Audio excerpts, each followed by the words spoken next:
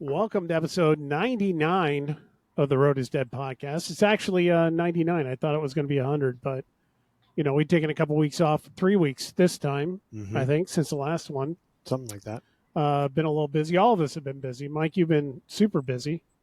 Everything's moving, yeah, I hear a lot moving and doing camps and all sorts of stuff. It's been insane. Even Walter is also not doing well, so that's really played on my emotions a lot. Yeah, it's been insane for the last 7 weeks. It's been insane. Like going to bed 11:30 midnight, waking up 5:30 for like a long time now. Yeah, it'll wear on you. Yeah, it's been interesting. It's been an interesting experience because moving is really hard, and I have a lot of stuff like.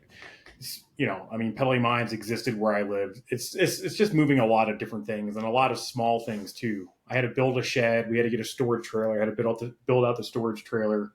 It's been a lot. Plus camps, plus Walter. Yeah. Anyways, everyone's got a lot of stuff going on. It's not just me, and that's the thing is like sometimes the only way through something is just simply to take action and don't stop taking action. Yep, for sure. I know I found myself in the last few weeks.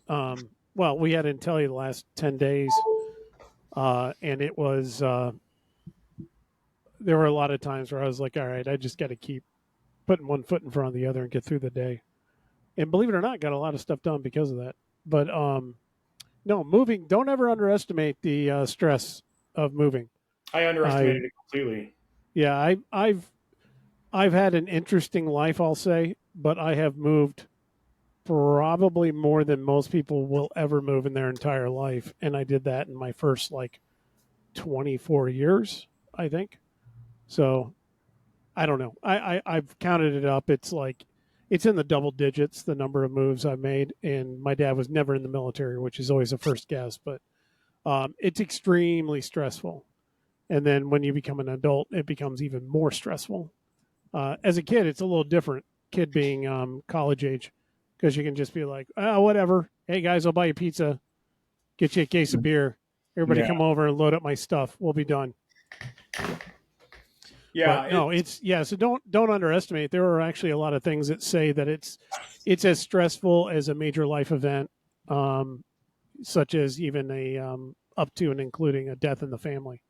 So it's keep that in mind. It's nothing to be messed with. Yeah, no, I've kept it in mind. It's all of it all at once. All the things. It's not just one thing. And then Walter on top of it. Walter brought me to my knees, dude. It's like you have this. I don't know if you're a dog owner. I don't know who's the dog owner on this podcast or anyone who listens. But man, it's like rough. It'll be the first one, and he's gonna break me, dude. He's gonna break me. But no, I get it. Well, I mean, we're not dog owners. Leah and I aren't dog owners, but I have 3 cats. I've had one that passed before, and I've had others that have passed. But I know you've had we 4 since I've known you. We have 2 gravestones now for 2 of our cats in the backyard. Yeah, it's rough. Yeah, I remember we had to put my my first little guy down. His name was Oscar. He's a little Shih Tzu. We adopted him. He had a lot of medical issues when we adopted him. We gave him the best life we could, but you get so attached that he was starting to go, and we brought him to the vet and kept him overnight. I went and did a cross race, came back the next day, and he had gotten worse. And then, the doctor got him comfortable. Then we drove away, and she's like, "You need to come back. He just had a heart attack." She brought him back so we could say goodbye. And that was the worst 20 minutes of my life ever. I have never, ever, ever sobbed as hard as I can, as that hard, ever in my life. No human death, no nothing. They administered the serum or whatever you want to call it, and I had my head on his chest just listening to his heartbeat, and to actually hear his heart stop was something I'll never forget. Yeah. It was absolutely miserable, and it is miserable in the days after and the weeks and months after, but you get over it. It's just it was the hardest death that I'd ever have to deal with. Yeah. But we're here for you. Yeah, for sure. I know I'm not alone. It's just, it's hard. Yeah. I mean, you've had him for what, 15 years? He's 13 now. Yeah. We just moved to this place that has hardwood floors, and he slips. And so I bought him these shoes. He's got these shoes now. It's so funny to see him walking and learning. They don't like shoes. They don't like anything on their feet to begin with. No. You know, I think the thing that's made me realize is like the time that I missed out on. Like I have this e-bike that I carry him in, and and like we haven't ridden it all summer because we've been moving, and then I have the motorcycle with the sidecar that he rides in, and I've been promising to go for a ride. He loves riding in it, but he's old now, and so like my time is I'm missing out on the time to do these things with him. And for some people it's just a dog, but for you, Tim, and other people, you understand it's not just a dog. It's family. No, it's a family member. Nope.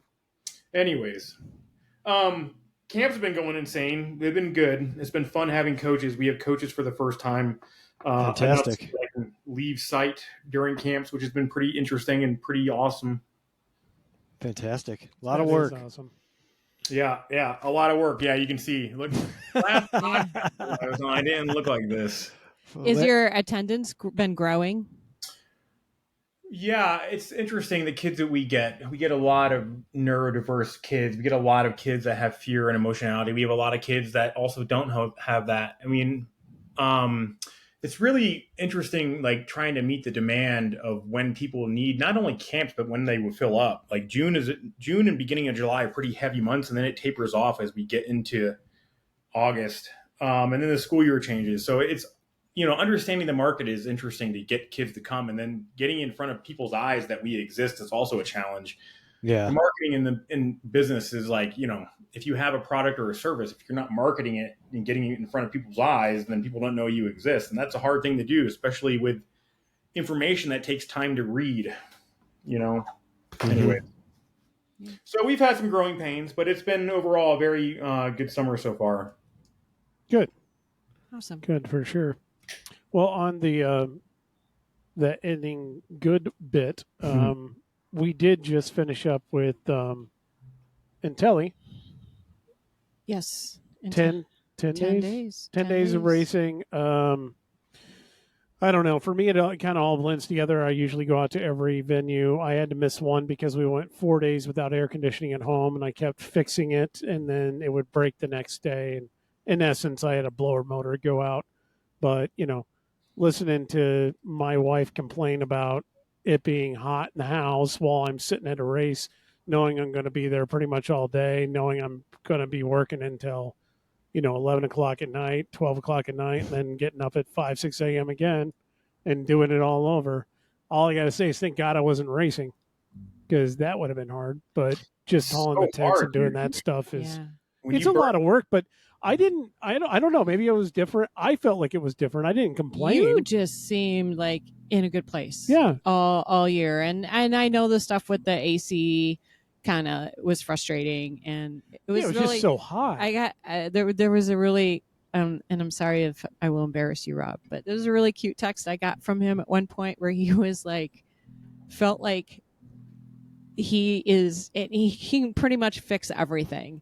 And here was one thing that he could not fix, and he had to actually call somebody. And he just felt like the giant failure of a human because he couldn't fix his own blower motor in his air conditioning. Pretty much. And I was just like, how many people have that ability to just fix everything? Well, that's the thing that blows my mind, though, is I understand that. And I understand that most people call somebody, and that's why there is somebody, and there's so many somebodies. And those people actually need business and have to do work too. But to me, the world doesn't exist with those people in my mind. Like, that is like the nuclear option. And I don't know why. I don't know if it's just the cost, because it's just such an unknown.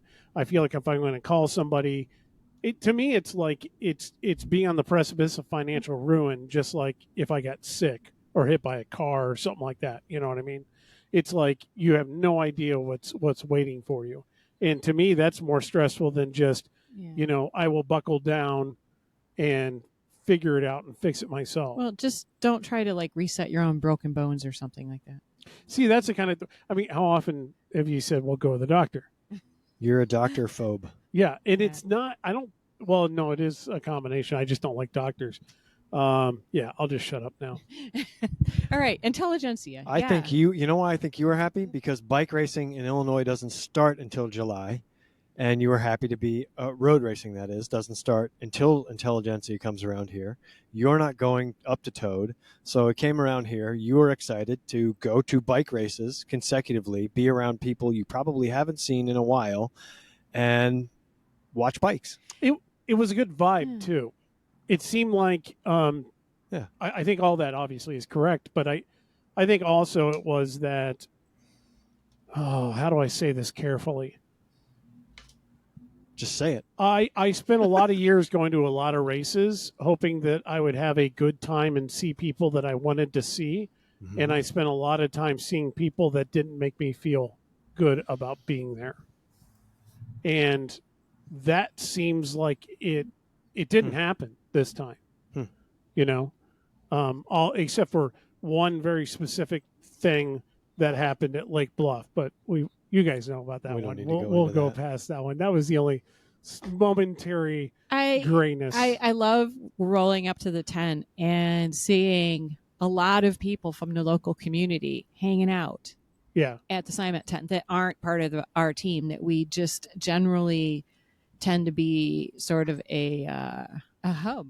I've always liked that, which is awesome, and I know you like it, so it's a good thing to see. The only time I know in the past it used to bug me at times, like when it would be like, all right, we've got everybody in here. I got no room for the people that are on the team, or you know, just things like that. Sometimes it would get old. Now it just, because of the number of people there, it doesn't really matter too much. I think doesn't seem to bug me that much. Yeah.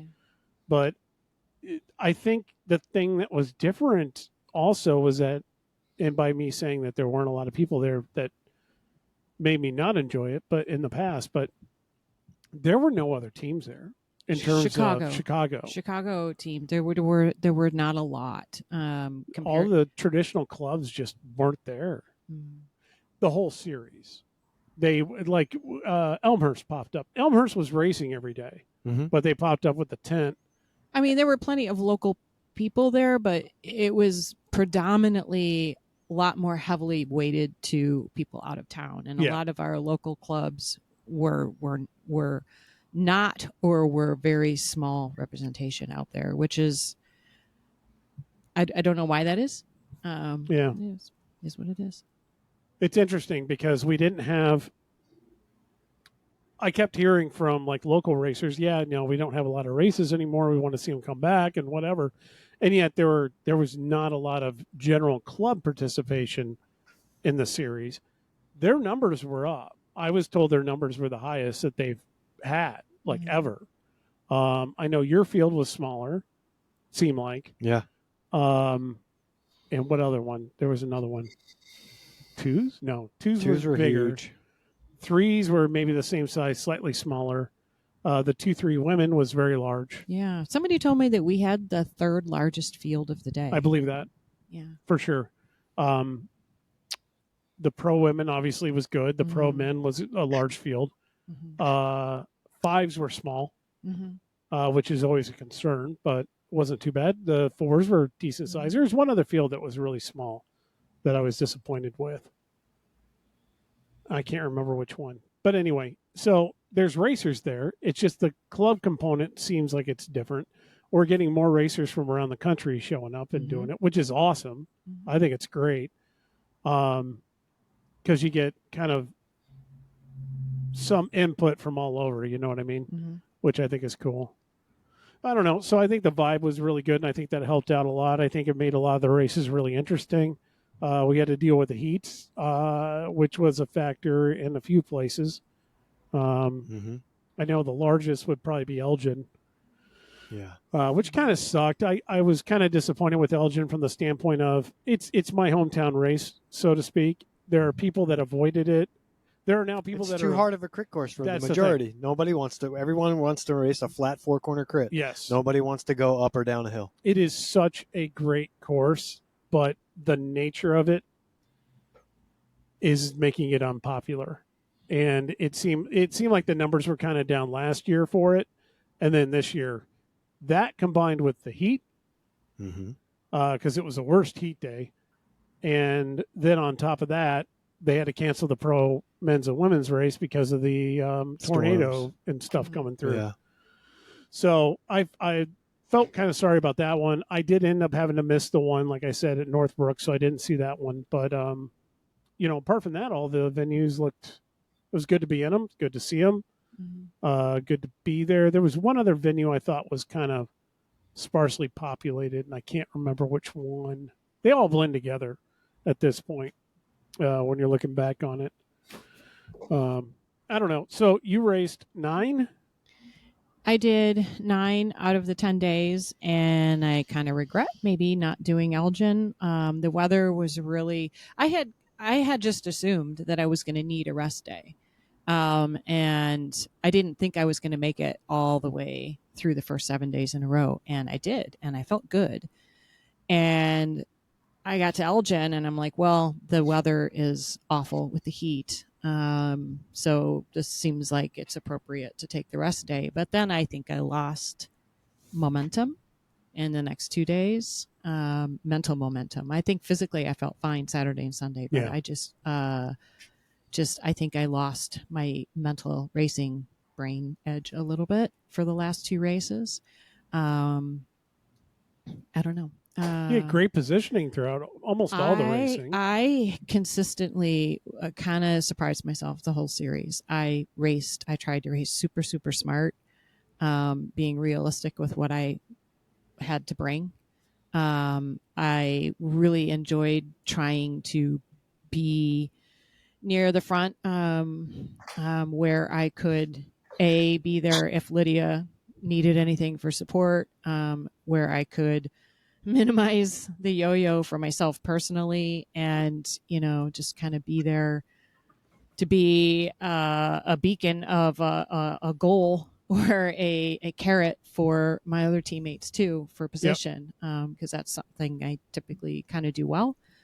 And I gotta tell you, my favorite takeaway from the whole thing was having the opportunity to race with Lydia and Megan and Jen and Paige. Yeah. Even though we were all a little bit in different places a lot of the days, I think we did a phenomenal job just being there for each other and supporting each other throughout the whole series. You guys got better as you went too.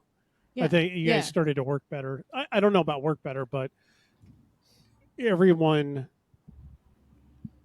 those that were racing towards the back started racing further up, and you guys started racing more in the same position within the pack, which was good to watch. It's always fun to watch. It was really awesome. It was really awesome. So, I mean, we had fields between 50 and 60 every day for a women's field. That's freaking, especially, not at the pro level, that one level below. And for comparison, I think that was about the size of the Cat 4s. It was larger than the Cat 4 field. Yeah. Yeah. So huge fields, lots of young women. It was really exciting to get to see all the juniors and be able to line up with all these young women that are up and coming. And you didn't mind racing with all the juniors? No, not at all. They're all younger than my children, and I don't think they really realize how old the old lady is in the field with them. I do have to say, I mean, not to harp on you for your age, because I always make jokes about you being an old lady, but you were at least a decade older than almost anybody else. Oh my God, yes. There's definitely nobody in their 50s, I don't think, in there. Just want to point that out, and still finishing 2-3 races. So, yeah, that's pretty awesome.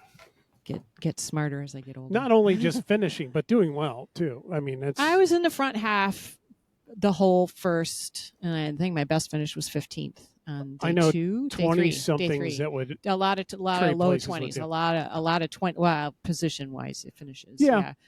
I don't have the sprint that I once did, so I'm still trying to figure out how to use what I have physically to how to race a little bit differently. Since I can't just wait for the sprint necessarily, but I don't have the power to just like attack and get away. So it's like, what do I do with this? Yeah. Figuring it out. I thought the venues were solid this year. I enjoyed, there were ones I think I liked more or less, not because there was anything necessarily wrong or better about them. I just think, there were ones that I enjoyed more than others for myself personally. And one of the shifts I've noticed for myself this year is that traditionally I would do better in a flat 4-corner crit, and I actually found myself enjoying a more challenging course. And I did Dundee for the first time in a bazillion years and actually did okay there. Nice. And that's got a pretty stinker of a hill on it. And I like that. I like that. I don't know, Tim, what did you think? You did 7 of them. You did 7. Yeah. More than you were planning on doing. 7 more than I planned on doing. Yeah. Yeah. No, it was good. It was good. I had after the 3 races I did at Toad, where I was like afraid of getting pulled, which is my worst nightmare. I went from that feeling in June to, by the end of Intelligentsia here, feeling like I kind of belonged in there again and fighting for wins and maybe being a factor in the race. So that was cool in the span of a month's time to be able to do that. And then to, I don't know. I mean, I had a good time. I mean, I did the 7. I finished in the top 10, all of them. A couple podiums towards the end of my run.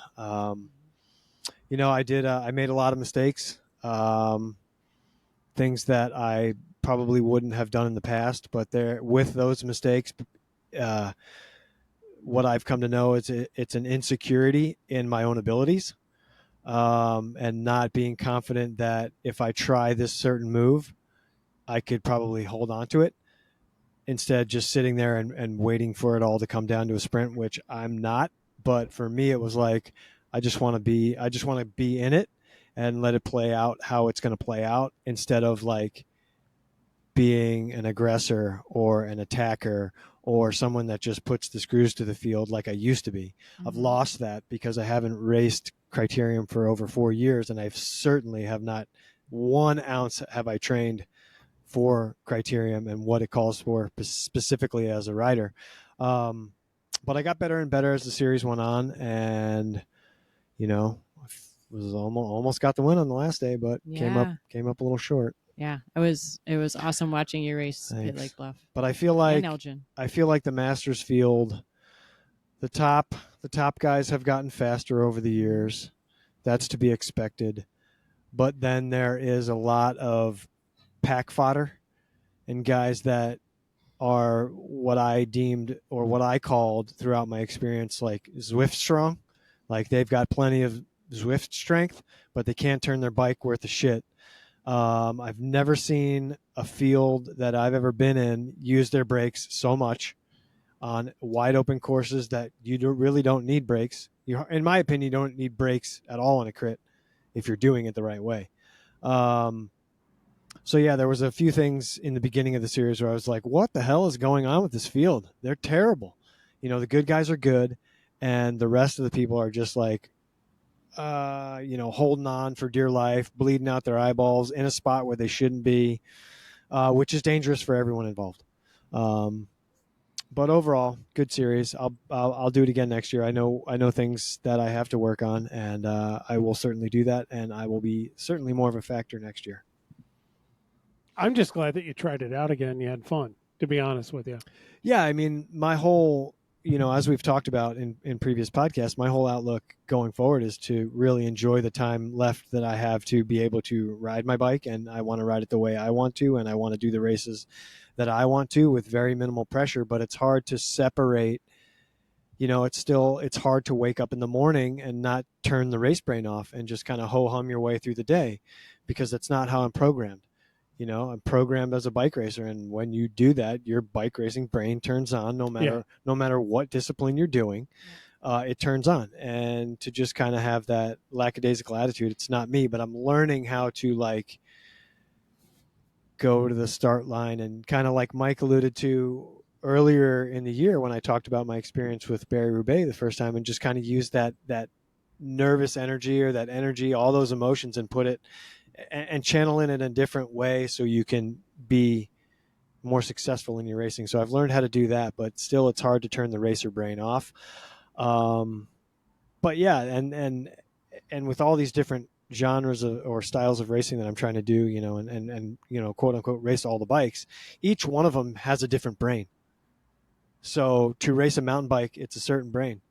To go to a crit, that's a different brain. Mm-hmm. To go to a gravel race, that's another brain. So and cyclocross, that's another brain. They're all different, and to have the ability to flip those switches, week in and week out, it's kind of cool to be able to do it, but it's also tiring. Yeah, it is. It is. I think it makes, sorry, go ahead. Go ahead. I was going to say, I think it makes a difference when you're ready. Like if you've done the training and you're fit, you're smashing the local group ride, you're smashing your PRs or whatever, and you've done the work. It's way less stressful to be on a start line when you know that you're ready physically. Because then if you've done the work, the mental game is important, but you already know you did the work. So if you're, and that is probably why you did more races this year at was it Toad you said you guys were racing at? Or no? Intelligentsia. Yeah. Without having done the work and knowing where you were fitness wise, and how you were stacking up, you probably wouldn't have gone repeatedly. Right. I definitely went from being very nervous for those 3 that I did at Toad to being like, I got this. Knowing 1, I'll finish the race no matter what. Number 2, I'm going to make sure that I'm a factor in this. So that was cool. Sorry. No problem.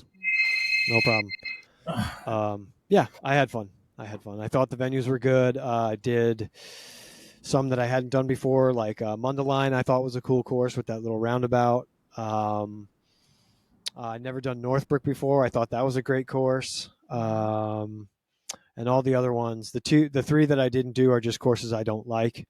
That being Lombard, Brookfield. I would have loved to have done Brookfield. That looked like a cool course from videos that I've seen in the past. And then I don't like the one in Chicago because it's basically riding on a freeway with 4 corners. Yeah. And it's not my bag. I'll leave that to the sprinters. So yeah, I chose to do the ones that I could actually commute back and forth to before the race, commute to, do the race, and then ride home for recovery. Minus Northbrook and Mundelein, but I thought it was a great series. I got to say, the only thing that really I enjoyed the last stop this year, the Chicago race. Mm-hmm. But I think a major factor in that was how cool it was. It was such a cooler day. Oh yeah, temperature. It was nice. It's a really exposed area, and if if it's 9,000 degrees, could you imagine Elgin weather there? Yeah, no, and we've had, yeah, maybe not the humidity, but we've had the heat. The courses that I have a problem with for me it's a different perspective, because I think as a racer, yeah, it's difficult doing the heat and being in that, and but you have ways of working with it. You got ice socks, you're dumping fluids on you, you're drinking a lot, X, Y, and Z. My issue is getting out there as early as I do, and then just sitting there and being in it the whole day. And it just, even though I was drinking fluids and everything, it just creeps up on you. And then to go home and not have AC for like 2 or 3 of those nights. Yeah. It just, the heat just kind of built up in me and just kind of made it, I almost felt ill just from that much heat. Yeah. It'll do it. But it was well, when you're at a venue that's all concrete, that's what I was going to get to. Especially if you don't have a lot of breeze or wind or anything, Lombard. I understand Lombard was hard. the worst one. For me, Brookfield was the worst because I was not. I mean, it was so humid because it had rained all morning. Yes. And there was no wind when I got there. I think it got better throughout the day, but for the Cat 2-3 women's race, it was miserable. Yeah, Lombard, the problem with those kind of courses is that whole area is just concrete. Yeah. Concrete and brick. And the only thing it does is, and it had direct sun the whole day. Yeah. And the only thing it does is just absorb all that and just radiate it out all day long. At least like Elgin, we were on grass and there was a breeze. Mm-hmm. So that was way more manageable. I 100% think they could find a better venue for Lombard. 100%. I don't want to say 100%. Take it a block south, a block east, block west. There's neighborhoods there. I don't want to say that but it's not around I the won't downtown. go to a place, But I have to quickly say, logistically, I don't enjoy the Lombard course. And if I had to pick one to skip in the future, it would probably be Lombard. Northbrook logistics are bad for me too, but they're not horrible. When I showed up at Lombard, that's when I texted you, and you said you weren't going to be there, but the girls were there. And I did a pre-ride. I didn't see anyone but Paige, and I rolled up in the park, and I was like, I've never seen this much shade at a race venue ever. Yeah, ever. Yeah, no, it's awesome. So having a tent there was like a moot point. yeah. That was cool. That was one I was thinking. That if because I'm not there, it's not going to be as big of a deal or as big of a factor. Yeah, no, I just parked at the velodrome. Yeah, and being able to ride around on the track to warm up and cool down was super Yeah, awesome. That was the only time I will ever ride a velodrome. Never will I pin a number on to go around a velodrome. Says you now. No, says me Says forever. Evil laugh. I don't have what it takes. I'm not built like a track racer. Not even the points race or whatever it is. I don't speak track. So apologies, Mike.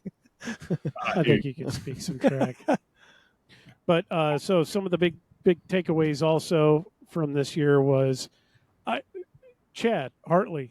I mean, we've had him on the podcast here twice. Mike, you're old friends with him and teammates and everything else.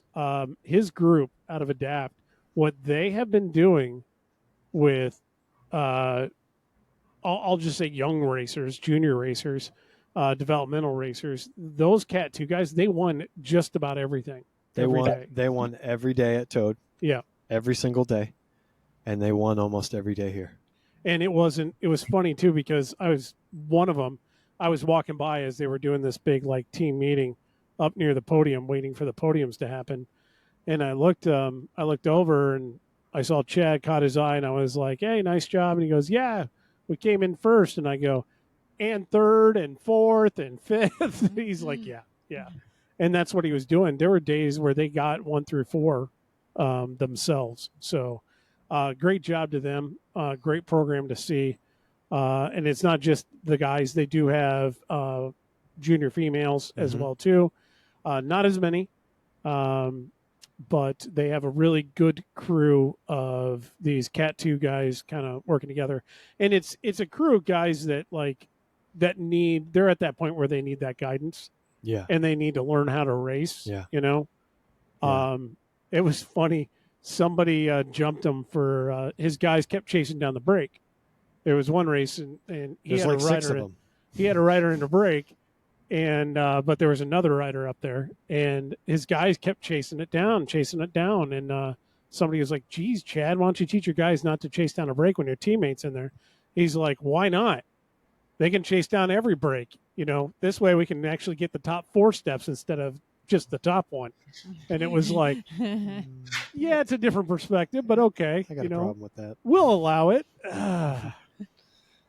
But anyway, yeah, so great job by him. Another thing to note, obviously, would be the return of Kenny LeBay into racing. Did his first race since 2003, so 20 years. Yeah. 20 years. He has not towed the line and turned a lot of heads when he threw on our jersey and went out there. I got a lot of people going, "Whoa, how'd you get Kenny to do that?" I did not get Kenny to do that. Kenny decided to do that, and he went out and he did it. But he came back and did the 50-plus at Mundelein. He was trying to keep it semi-hush-hush. We all knew it was going to happen. But, and then when he showed up and did it, of course, drew a lot of attention. One of my favorite moments was him sitting over on the side and with his bike, which, by the way, he raced on his postal bike. It's the only bike he's got. It was 9-speed Dura-Ace. Madone, whatever. And what he said, you only need 3 gears in a crit. Yeah. And he's sitting there with the bike, and you saw it. Yeah, the interaction between Kenny was over across the way, across from our pit on the other side of the course, and Frankie Andreu walks up and notice him, and he's like, "What the hell, man?" And Kenny just starts laughing. He's like, he's looking at all his stuff, and then he sees his postal bike, and he starts freaking out over it. Like it's legit a replica. I mean, it's the not a replica, it's the the real real thing. deal, but it had all original like team parts on it, and I think Frankie was really excited to see that. Yeah. Yeah. And he was like, man, even with the sunglasses, man, you're like Yeah. looking all serious and everything. I mean, was original hilarious. like SRM power meter. Yeah.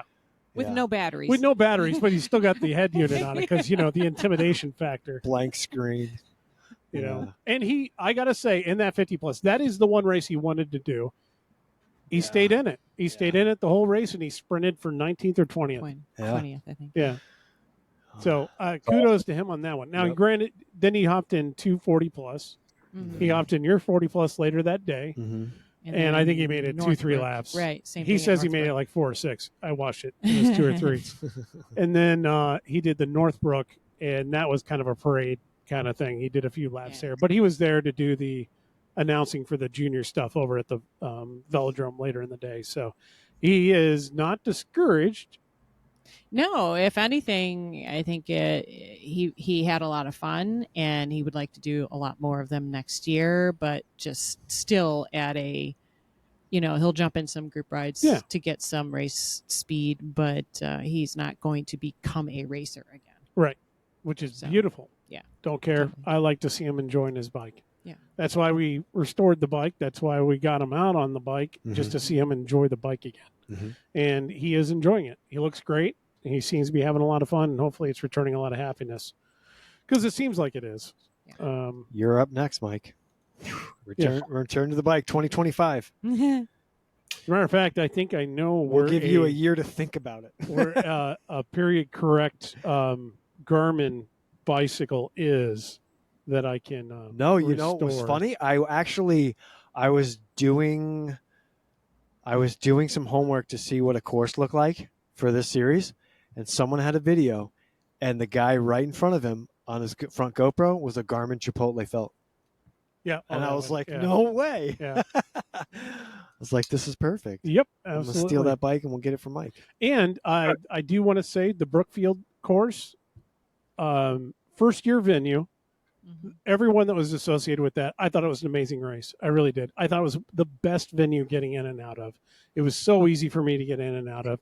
It was so well laid out. It was perfect for team tents and all the racers.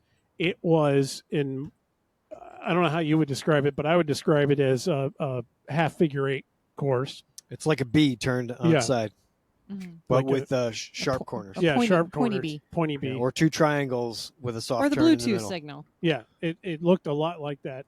I would say, I don't want to say reminds me of Downers Grove because it's very different than Downers Grove, but It's we haven't flat. had a figure eight style kind of course since Downers Grove, I don't think.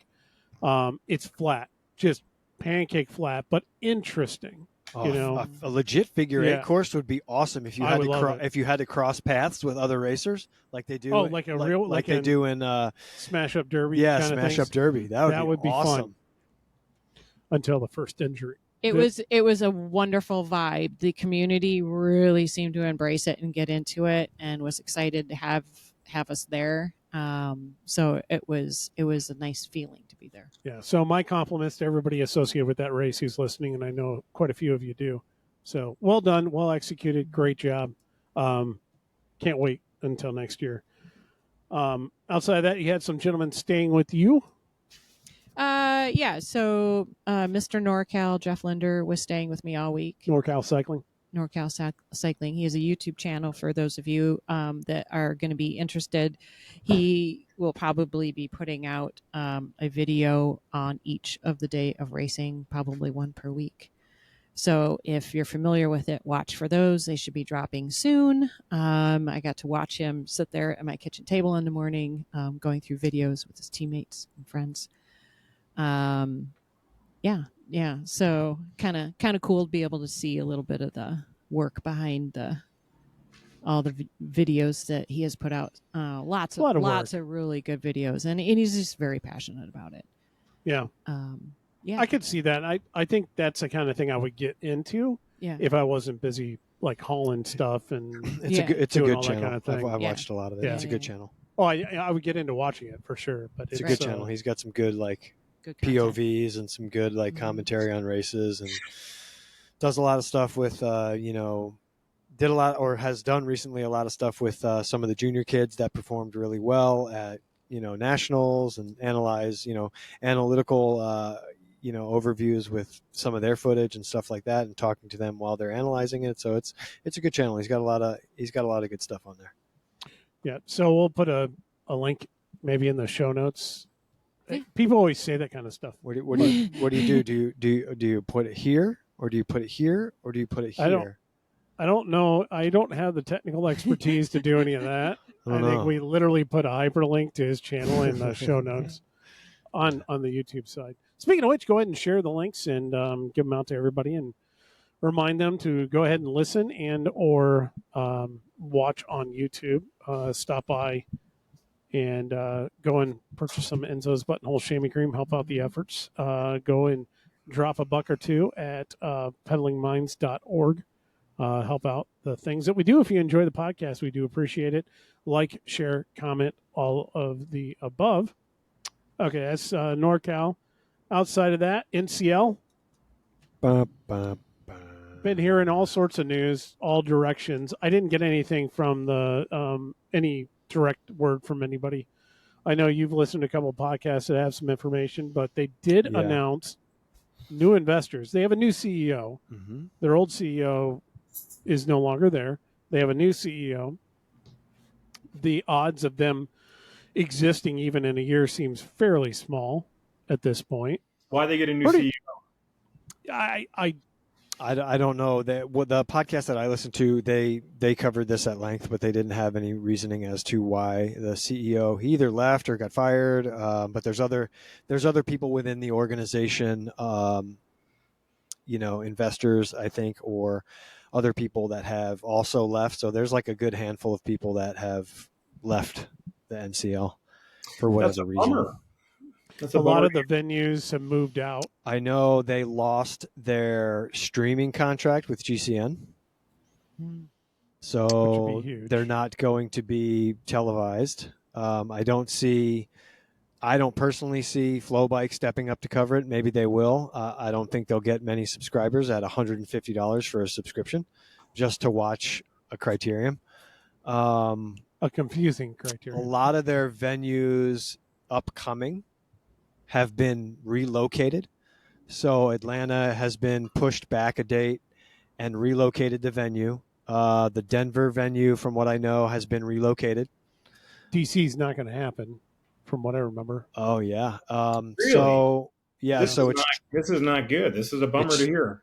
It's trending like a one and done. But they just announced new investors. And, well, you need new investors when you obviously are running out of money, apparently. But interesting, Kevin Durant was on there. Yeah. Another big name, basketball player. Don't remember. But then what I noticed was the guy that is in charge of DraftKings. Really? Yeah, was on there. I wonder who convinced them to try this model out. I wonder who convinced them to put that kind of money into it. Desmond Howard is the other one. I don't know. It's weird because it takes on that model of a lot of people just throwing money at something they know nothing about. Yeah. In hopes that they could save it or reinvent it. Well, it's just a bummer because if that money had been used, in the right capacity, in the right way, without reinventing the wheel, it could have gone quite a bit farther. Yeah. Well, they had mentioned it's great that there's $7 million to throw around, but you pay your executives, you pay all your employees, you pay the athletes. And that $7 million is gone in a heartbeat. Yeah. Mm-hmm. You need to, fluff that number up considerably to make it legit. I mean, the cities are going to want to be paid for you to use their streets, and I'm sure there's all other, police spaces where the money goes to. Yeah. Now $7 million in today's money is not a lot. Which, if I had $7 million, I'd be ecstatic, but I don't. Yeah. But $7 million to a corporation or multiple entities that have that money personally and can just come up with a figure. $7 million when you have an employee roster that deep isn't a lot of money. Imagine there's only 2 teams. Imagine if there were all those teams. Oh yeah. But to my knowledge, those teams were getting paid. Well, I mean, the NCL did announce the Disruptors and the Miami Knights, right? And we knew those were the ones that were getting paid. Now, what about the Austin Aviators? I haven't seen them. I don't know. They're not NCL. The Aviators aren't NCL. And neither is the Miami Heat. Miami Blazers. Whatever, same thing. I mean, it's basketball, so keep it in the family. Right. Yeah. So, and now on top of the NCL, you have the Justin Williams series, Crit. Yeah. So I don't know. It's one of those things where we're going to see, obviously, when it comes to in the future. I do think it's interesting that DraftKings guy is associated with this. I know ultimately the move for any of these series, if they're ever going to generate income, is going to be if they open up sportsbook on this stuff. They got to figure out a way to make it appealing and then open up sportsbook on it. I've always wanted to see that happen with track racing here in the U.S., like Kieran kind of style model. It has the ability. I mean, it becomes not racing, so to speak. No. And it changes everything. But to be honest with you, it would be a way of bringing money into what we There's know. other ways to bring money into the sport. I don't know how. Don't ask me. But it seems like opening sportsbook on bicycle racing is a shitty thing to do. That's just my opinion. No, they do in Europe, don't they? I don't know. Yeah, I would assume they do. Do they? Yeah, they have all kinds of betting. There's like chalkboards. Yeah. There used to be chalkboards at the start line. Who's going to be? I didn't. I see. Okay, I did not know that. So, all right, Dude, take it'd the be European awesome. business Like, model on and the run. corner, it'd be like like Lotto or something, and you'd have all these old dudes placing bets on this chalkboard, and you'd like rolling by, Drunk as hell, just screaming in whatever language. You look. It's pretty You interesting. had a bad night. You look pasty white, and you're rolling by, grabbing your stomach, and they look at your team kit, and they change the odds right then. Maybe there's a place for me to end up when I'm old, gray, and disgruntled. I can end up on the local crit scene betting. Yeah, I'll do the chalkboard. Oh, geez, I don't. not know I mean, that existed. there's some things that there's some automated. I don't want to call it betting. I don't really know all the games, but there are some ways of doing that now in the U.S. where people are doing pitting fantasy teams or whatever they're doing. I guess they have that. There was Roller Tour derby or de whatever. France fantasy teams. Yeah, Stuff So, like that. I mean it exists. People are doing it. There's a market. Anyway, that's NCL. Obviously, something interesting is going to come up at some point. I'm bummed to hear that they're not doing. I mean, I guess we kind of all called it, but at the same time, it is a bummer to hear when you need more racing. It's just anyways, None of us are like drastically surprised, and I'm kind of taking the 50,000 foot view at this. I kind of go, all right, so what's the worst that's happened? We got a lot of coverage of what could have happened in the sport, and at least some cyclists got an actual salary for a year, and seem to be getting paid. So, and probably more than they would have earned if they were anywhere else. So I mean, that's true. It's just the sustainability model is the bummer. Yeah. Sounds like I mean, the CEO, people leaving, that's not a good sign. Yeah, I was listening again. I was listening to that other podcast, and they had said that it was involved with, or it was two gentlemen, one that used to race, one that currently races for CS Fellow. I forget his name, but they were talking NCL, and they were talking team budgets, and they were talking all this stuff, and they had actually said, the one guy was like, if your team budget is exhausted by July, that's actually a good thing. That means there's races, and you guys are racing. And he had said, and there are actually a lot of races to do. He said, if you actually sat down and loaded your calendar up with all these races, there's a ton of racing to do. A lot of racing just doesn't fall under like an ACC banner or an NCL banner or any other thing. There's a ton of racing to be done. It's just that some of them are their own entities. And teams are built specific ways. So if a team's built as a stage race team, why go to a crit? Yeah. Go to a stage race. No, I get it. So it's interesting. I just, to our point, it's just another.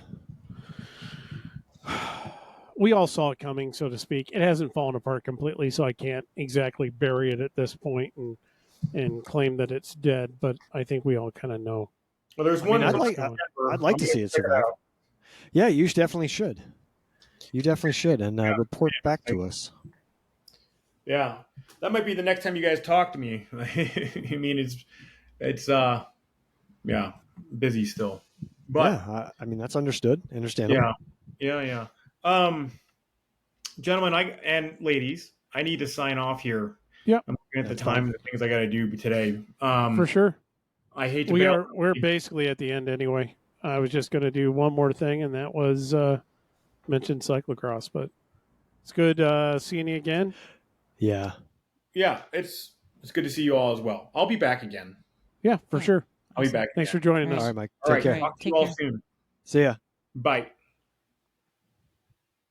So I always say August 1st, which was yesterday, is National Kelly Richter Day. And I know I've said it here in this podcast, and it's because we were sitting in the basement planning what the race schedule was going to look like.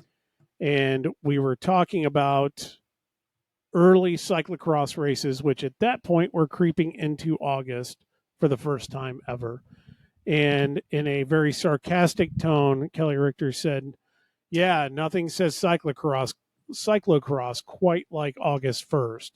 So from that point on, August 1st became National Kelly Richter Day, which is officially in the cement world the first day of cyclocross. So with that in mind, Fun. Fat Cyclocross tires announced by Challenge. They are doing 38s now, and they are doing 38 tubulars. Boo. Discuss.